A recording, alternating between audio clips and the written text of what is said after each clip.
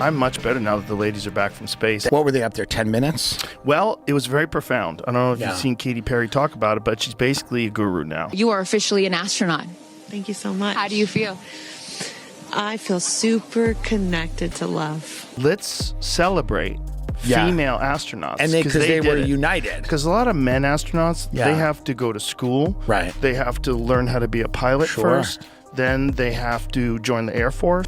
1, 2, 3, take up space! Woo! Katy Perry went to space, not metaphorically, not in a music video. She physically boarded a Blue Origin rocket, left Earth's atmosphere, floated around in zero gravity for a few minutes, and came back down to land in the desert with the energy of someone returning from colonizing Mars. And to be fair, that's kind of how she described it too. It was marketed as transformative, as empowering, as a meaningful leap forward, not just for her personally, but for women, for pop culture, for humanity, apparently. But the moment her boots touched back down on Earth, something strange happened. The narrative didn't take off, the headlines didn't glow, and instead of awe or inspiration, the trip was met with a wave of public confusion, irony, and an almost immediate shift into meme territory. The grand gesture had been launched, but the message never really landed. The image that sealed it was simple. Katy, just minutes after touching down, knelt in the dust, kissed the ground dramatically, and lifted a daisy up to the sky like she'd just returned from saving the galaxy. On paper, it sounds poetic. In execution, it looked, well, kind of like a deleted scene from an indie film where the symbolism is just a bit too on the nose. And it didn't take long for the internet to do what it does best: clip it, caption it, and make it viral. Their tasks included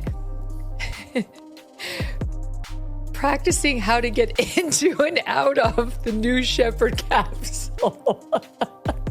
The group also practiced how to put on and take off their seatbelts. People weren't outraged. They were just confused. Some thought it was a PR stunt. Others assumed it was satire. But nobody really bought the idea that this short, 11-minute suborbital flight was the feminist milestone it was being sold as. And that's the key problem. It's not that Katy Perry went to space. It's how the whole thing was framed. Had it been promoted as a personal journey, a bucket list item, or just a rich pop star doing something wild and fun, it probably would have been forgotten after a day or two. But instead, the messaging was serious. It was reflective. It leaned into the language of connection, compassion, and cosmic awareness. There were phrases like the fragility of Earth and our shared humanity. The tone was soft, emotional, and kind of overly dramatic, like way too dramatic, like a feminist Neil Armstrong moment. And because of that, people took it seriously, but not in the way it was intended. The mismatch between the tone and the event itself created a sort of cultural whiplash. People didn't see a powerful moment, they saw a disconnect. It's also worth remembering that this happened in a very specific context. We're not in the era of wide-eyed wonder about billionaires going to space anymore. That window has closed. The novelty wore off somewhere between Elon Musk launching a Tesla into orbit and Jeff Bezos casually hopping into his own rocket for fun. Now, when rich people go to space, it's not inspiring. It's a flex, a very expensive, very high emissions flex.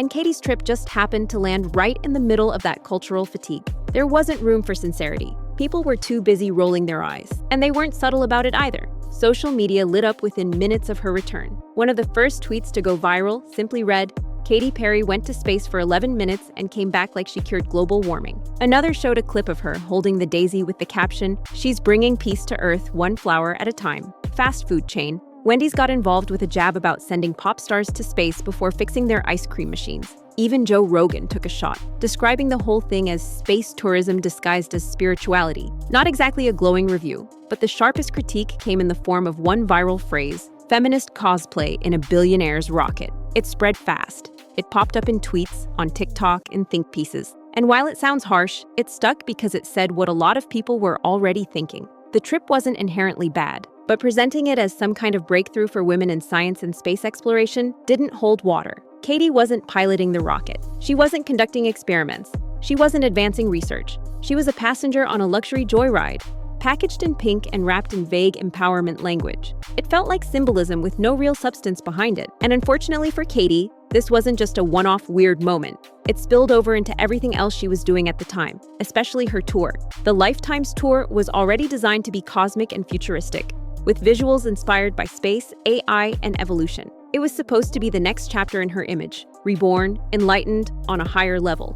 But coming off the heels of a space trip that had already been memed into oblivion, fans weren't exactly in the mood to buy into the aesthetic, and the performances themselves didn't help. Clips from early shows started surfacing on social media. Fans filmed sets where Katy appeared stiff, the visuals looked oddly AI-generated, and the choreography felt half-hearted at best. Some even joked that the show felt like it had been written by ChatGPT and choreographed by a Roomba. It was space-themed, sure, but it felt hollow. One TikTok clip titled "Katy Perry buffering in 4K" went viral after showing her moving slowly across the stage in a metallic outfit while surrounded by glitchy galactic projections. Comments underneath it said things like, "This isn't a concert, it's a PowerPoint on shuffle." Ticket sales didn't help either.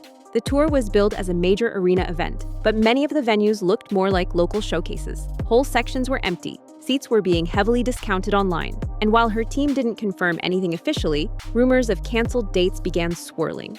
It wasn't hard to believe. The optics were already bad, and the space trip had pushed the narrative further into mockery than mystique. What was meant to elevate her brand had, ironically, grounded it in a whole new way. And then there was the environmental angle, the part Katy probably hoped people wouldn't focus on. But of course they did. This wasn't her first time talking about climate change. She's spoken out about sustainability in the past. She's posted about carbon footprints, supported green initiatives, and positioned herself as someone who cares about the planet. So when she went on a private rocket ride just for fun, it didn't take long for people to start comparing her words to her actions. Climate activists were quick to point out that one Blue Origin launch emits as much carbon as the average person does in years. One post summed it up best. "Katy Perry just did more environmental damage in 11 minutes than I will in my entire life. And I recycle." It's not necessarily fair to expect celebrities to live perfectly sustainable lives, but the contradiction here was hard to ignore, especially when the flight was being framed as a soulful humanitarian event. The contrast between love and unity and high-emission private space vehicle was just a little too sharp, and it added another layer to the growing perception that the trip was out of touch from the start. Now, none of this means Katy Perry is finished. She's still a pop icon. She still has millions of fans, a long list of hits, and a career that won't vanish over one misstep. But the space trip marked a shift. It revealed how little room there is for miscalculations in the influencer age, how quickly the public turns when they feel like they're being sold something disingenuous, and how delicate the balance is between genuine growth and what feels like image management. To her credit, Katy didn't lean too hard into trying to control the narrative afterward. She gave a few follow-up interviews, talked about what the experience meant to her, and then mostly moved on. But the internet didn't. The Daisy moment became a running joke for months. It was referenced anytime another celebrity did something perceived as out of touch. It became meme shorthand for tone-deaf symbolism. If someone made a big deal out of something small, someone else would respond with Katy Perry Daisy energy. That's the power and the curse of the internet. Once a moment is burned into the culture like that, it's nearly impossible to fully erase. And Gayle King, who was also on the flight, didn't help things much either. She tried to speak about the mission as being educational and emotional, emphasizing that it could inspire the next generation of scientists and dreamers. But it came across the same way Katy's statements did, idealistic, but ultimately hollow. The public didn't see inspiration. They saw inaccessibility, because for most people, space isn't a dream anymore, it's a luxury. And watching wealthy people use it as a backdrop for personal reinvention doesn't stir ambition. It just reminds people of the gap between those who can and those who can't. There's also something to be said for the fact that Katy's cultural moment had already started to shift before all this happened. She had a solid run in the late 2000s and early 2010s. Teenage Dream is still one of the most well-loved pop records of the last 2 decades, but the last few years have been more uneven. She's experimented with image changes, musical pivots, and public rebranding, but not all of it has landed. The space trip felt like an attempt to kickstart something new, a higher version of herself, but it didn't ignite the way it was supposed to. And because it fell flat so publicly, it may have actually sped up the perception that she's in a transitional phase that isn't quite sticking. In the end, Katy Perry's trip to space wasn't a disaster.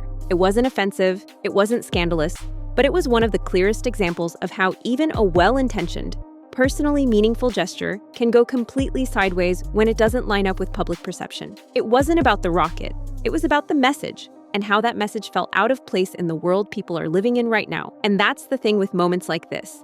It's not just what happens, it's how it feels. This felt like someone trying to force a narrative, trying to manufacture meaning, trying to turn a personal luxury into a public service. And that's where people drew the line.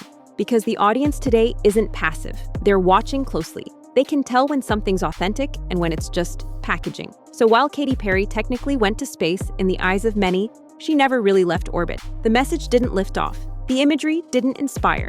And instead of floating above the noise, she became part of it. Another lesson in how fast things move, and how sometimes, the more you try to say something big, the smaller it ends up sounding. Anyways, make sure to like, subscribe, and hit that notification bell for even more quality tea like this.